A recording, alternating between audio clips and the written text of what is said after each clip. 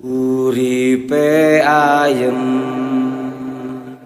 rumangsa aman. Oke, assalamualaikum guys, kembali dalam acara Diary of Danar. Liputan kali ini kita bersama dengan salah satu tokoh warga penduduk kota Jogja yang berdomisili di Pasar Kembang. Untuk kegiatan selanjutnya kita akan bertanya kepada salah satu tokoh yang bersama dengan Pak Umar. Mungkin Pak Umar bisa menceritakan sedikit nama Pak Umar, jalan hidup Pak Umar, terus apa motivasi kehidupan Pak Umar untuk teman-teman yang masih bisa menonton atau mendengarkan wawancara kita kali ini. Oke, assalamualaikum warahmatullahi wabarakatuh. Waalaikumsalam. Ya, nama saya domisili di sekitar sini, di kampung Pacisan. Jadi ya hari-harinya banyak di Jalan Pasar Kembang. Nah di sini ada tempat ngopi bareng, ngobrol perkara ini. Masya Allah. Walaupun ikonnya di sini tempat wisata bawah pusar, tapi ada satu titik di mana membicarakan tentang kampung akhirat, tentang kebesaran Allah Subhanahu wa Ta'ala. Masya Allah, Masya Allah. Itu hal yang mungkin di luar nalar secara umum, tapi kenyataannya begitu. Maka datanglah di sini.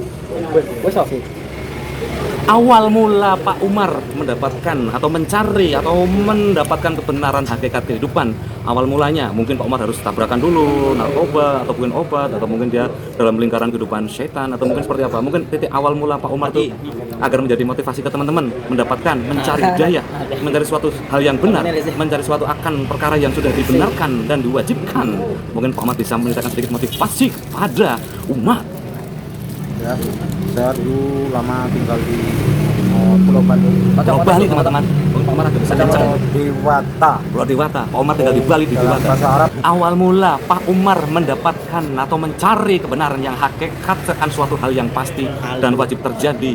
Awal mula mungkin apa yang Anda lakukan sebagai Pak Umar mencari hidayah? Mencari hidayah, saya tidak mencari hidayah karena hidayah datang sendiri atas kehendak Allah seperti anak. Subhan. Mungkin doanya ya, orang tua saya, bangga saya, dari saudara-saudara saya, ya, dari kaum muslimin muslimat yang merisaukan tentang bagaimana manusia ini selamat dari azab Allah yang sangat mengerikan. Dan salah satunya saya yang kena hidayah doa mereka itu. Berarti ada doa-doa dari orang tua, teman, saudara yang insya Allah terkabul dan Pak Umar diberikan hidayah oleh Allah SWT. Seperti itu ya Pak Umar ya? Benar. Tolak ukur dalam mencari kehidupan yang sebenarnya itu Pak Umar seperti apa? Dalam artian apakah dengan harus mendapatkan mobil atau wanita ataupun semua diganti dengan surga dan bidadari ataupun seperti apa? Itu bisa dijelaskan. Hidup ini cuma istilahnya orang Jawa bilang wang sinawang. Jadi kita melihat orang pakai mobil mewah, istri cantik, ya enak hidupnya, tapi belum tentu bahagia. Lah kenapa? Karena sudah Allah tetapkan kebahagiaan hanya dalam perkara mau mengamalkan agama. Masya Allah. Itu kita nggak bisa ditawar lagi. Nah sudah Allah contohkan, sudah Allah istilahnya naskan. Itu bagaimana kehidupan para nabi, para rasul, para sahabat. Mereka pernah amal agama sesuai dengan apa yang dicontohkan oleh nabinya. Maka mereka diberi Allah kehidupan yang bahagia dunia dan akhirat. Mungkin dari segi zahirnya mereka kelihatan susah, ya, bagaimana sahabat, ya. Salah satu sahabat yaitu Bilal bin Rabah, hanya seorang budak, ya. Jadi karena dalam hatinya ada iman, ada kebesaran Allah, ada yakin dengan janji Allah, yakin dengan bahwa setelah kematian ini ada kehidupan yang selama-lamanya, ya, maka Allah beri kehidupan yang bahagia, mulia, sukses dunia sementara akhirat selama-lamanya. Tips untuk teman-teman yang masih walau-walam atau dia masih dalam masa-masa mencari bagaimana agama ini, bagaimana ajaran ini, mungkin tips-tips yang bisa menguatkan iman-iman para sahabat muslim yang masih di sana, ya mungkin yang belum, gimana kan wajibnya dan sunnah itu seperti apa. Mungkin Pak Umar bisa sedikit ngasih tips bagaimana menjalankan wajibnya 5 waktu dan insya Allah sunnah untuk teman-teman yang masih berat tuh. Saran dan tips buat teman-teman. Tipsnya ya satu, selalu berkumpul dengan orang-orang yang baik, karena berkumpul dengan orang tua kita selalu berkumpul dengan orang-orang soleh. Kalau kita ngumpul dengan penjual minyak wangi, otomatis wangi baunya. Dengan penjual Jual ikan. sate, Sate. otomatis baunya atau kebulnya ya sate. Sate. Karena lingkungan ini sangat berpengaruh sekali bagi kehidupan kelangsungan kehidupan kita di dunia ini. Karena bagaimana kita bisa membuat suasana lingkungan itu menjadi baik, menjadi suasana yang takwa kepada Allah, suasana yang taat, bukan suasana maksiat. Itu bagaimana kita bisa buat di suasana yang seperti itu. Jadi kita jangan sampai terbawa oleh suasana-suasana yang enggak baik atau maksiat. Karena di hidup ini Allah bentangkan dua jalan, mau jalan yang baik atau jalan yang buruk. Kalau suruh milih, mau jalan keselamatan atau jalan kesesatan dan kecelakaan. Alhamdulillah. Itu aja solusinya. Cuma Kalau prasangka baik termasuk nggak? Semua orang gitu maksudnya. itu sangat baik karena Allah ciptakan manusia ini sebagai asraful makhluk, Apa itu? sebagai semulia-mulianya makhluk. Masya Allah. Itu di Al-Quran dikatakan laqad khalaqna fi ahsani taqwim, bahwa kenciptakan manusia itu dalam sebaik-baik bentuk atau rupa. Nah, kita harus bersuudzon kepada semua makhluk, entah dia seperti apa, kan kita juga tidak tahu ya. Kita Makhluk itu lebih tinggi atau lebih gimana ya. Kalau nggak kita tahu ya. pandang kebaikannya.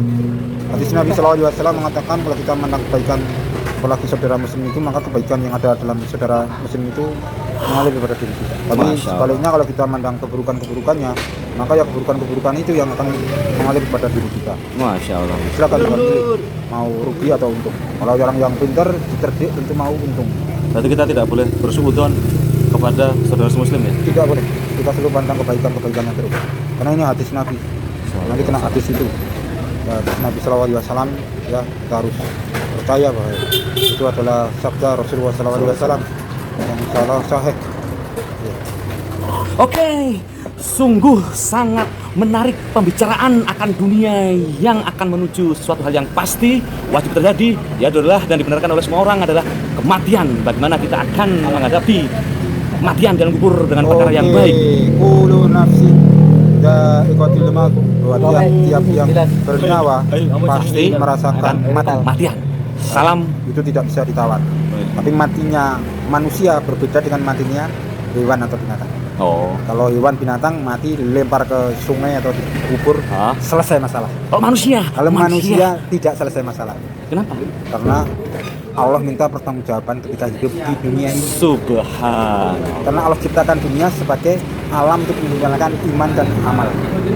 Bagaimana firman Allah dalam Quran surat Al-Zariyat 56. Wa ma khalaqtul jinna wal insa illa liya'budun. Dan tidaklah menciptakan jin dan manusia kecuali hanya untuk beribadah kepadamu. Nah, bagaimana? Nah, itu kalau kita taat kepada Allah, kita bisa memanfaatkan alam dunia yang sementara ini.